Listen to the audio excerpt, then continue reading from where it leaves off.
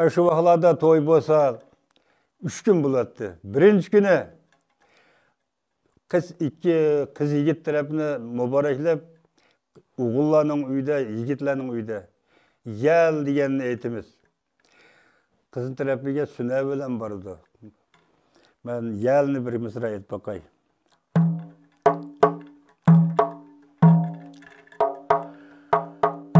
Hayyoli rahi, hayyoli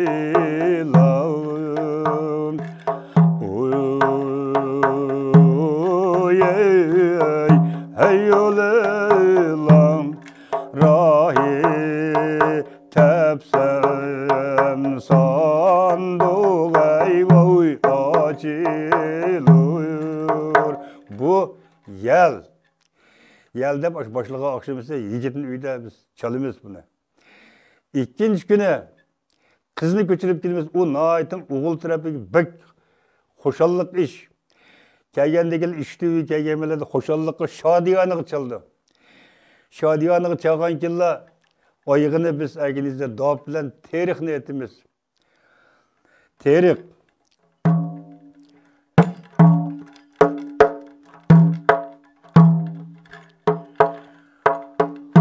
Ay barsayam vay yaz bu olmaydıyım. Yazsam cenestem vay yar yarim.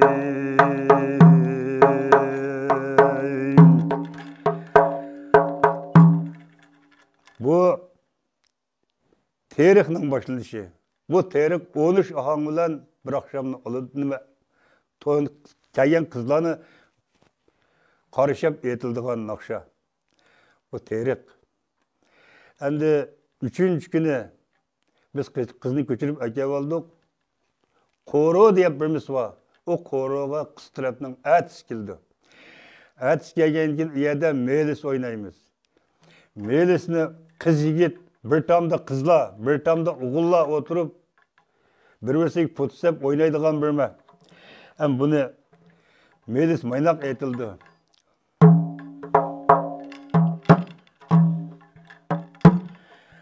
Yar bilen oynayım dep sundimilim oynazuy kulum yare mesten yar ayare.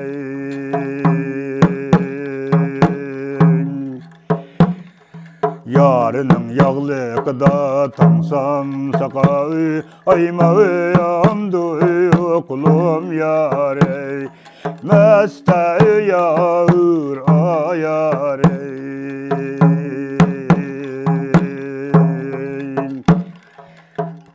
Bu melis oynaydigan melis naqshisi. Bu monayt nurgu ahanglar bilan ahirlashidi.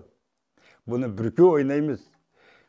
Şülagiçe oynasak qoroq yetkildi. Şunun bilan 3. gün ularni qarışab etib to'yni tugitdi.